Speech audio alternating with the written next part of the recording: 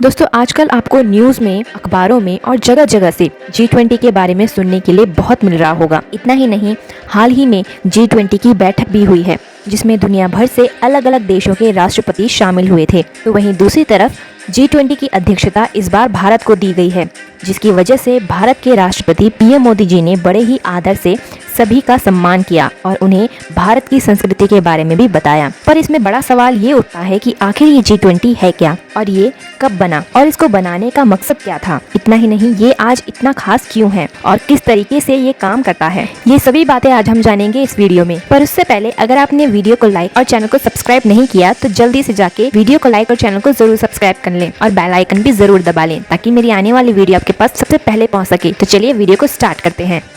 Hello everyone, welcome back to my YouTube channel world to facts. दोस्तों आज मैं बताने जा रही हूँ आपको G20 के बारे में। तो सबसे पहले मैं आपको बताती हूँ कि G20 आखिर है क्या। G20 20 देशों का समूह है जो आर्थिक मुद्दों के साथ साथ बाकी मुद्दों पर भी फोकस करता है। हर साल किसी एक देश को इसकी जिम्मेदारी दी जाती है। 2023 में इसकी कमान भारत के हाथ में है, यानी भारत इसकी अध्यक्षता करेगा। G20 की अध्यक्षता करने वाला देश इस सम्मेलन का एजेंडा तय करता है, अलग अलग मुद्दों पर अलग अलग सेक्टर्स पर बैठकें करता है। G20 यूएन की तरह कोई औपचारिक ग्रुप नहीं है, इसीलिए इसका कोई मुख्यालय भी नहीं है। साथ ही इस सम्मेलन में लिए गए फैसलों को मानने की बाध्यता भी नहीं होती है।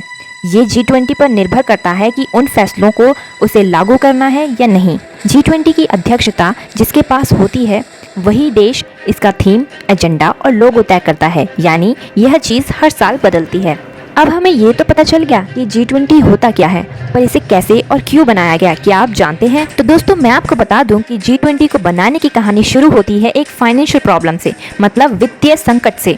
1997 में बैंकिंग संकट शुरू हुआ। ये संकट ईस्ट एशिया के देश थाईलैंड से शुरू हुआ और इसके बाद धीरे धीरे कर इस संकट ने दुनिया के अन्य देशों को अपना शिकार बनाया।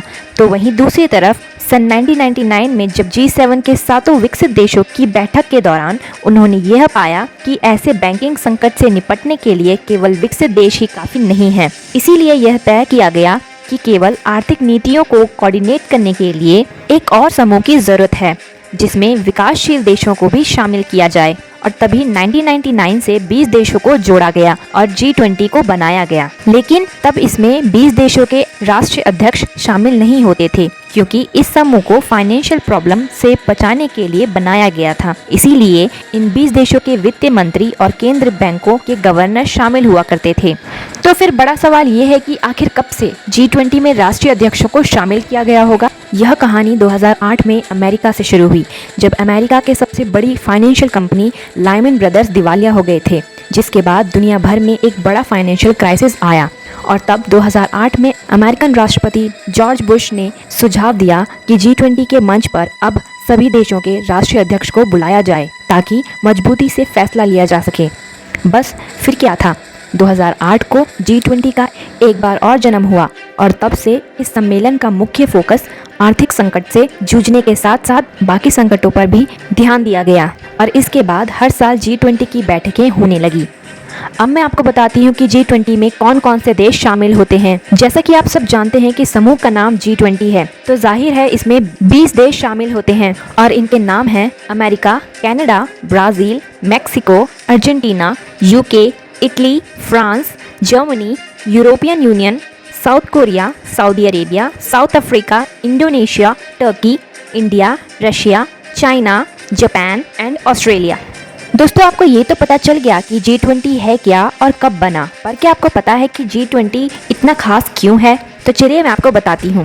पॉइंट नंबर 1, दोस्तों क्या आप जानते हैं कि G20 में 7 विकसित देश और 12 विकासशील देश और यूरोपियन यूनियन मतलब यूरोप के 27 देश शामिल हैं। पॉइंट नंबर 2, दोस्तों क्या आपको पता है कि G20 डेवलप कंट्री और डेवलपिंग कंट्री से मिलकर बना है। डेवलप कंट्री मतलब विकसित देश वो देश हैं जहाँ पर भरपूर विकास हो चुका है, लोगों की इनकम ज़्यादा है, इंफ्रास्ट्रक्चर अच्छा है और आबादी भी ठीक ठाक है। तो वहीं दूसरी तरफ डेवलपिंग कंट्री मतलब विकासशील देश वो देश हैं जो अभी भी विकास कर रहे हैं, जहां लोगों की इनकम ज़्यादा नहीं है, इतना ही नहीं इंफ्रास्ट्रक्चर भी ठीक ठाक है, तो वहीं आबादी ज़्यादा है। पॉइंट नंबर 3, G20 में अर्थव्यवस्था के आधार पर दुनिया की 10 बड़ी अर्थव्यवस्था शामिल हैं। पॉइंट नंबर 4, दुनिया की कुल जीडीपी में G20 देशों का 80% योगदान है। पॉइंट नंबर 5, दुनिया में होने वाला 75% कारोबार G20 देशों के बीच ही होता है।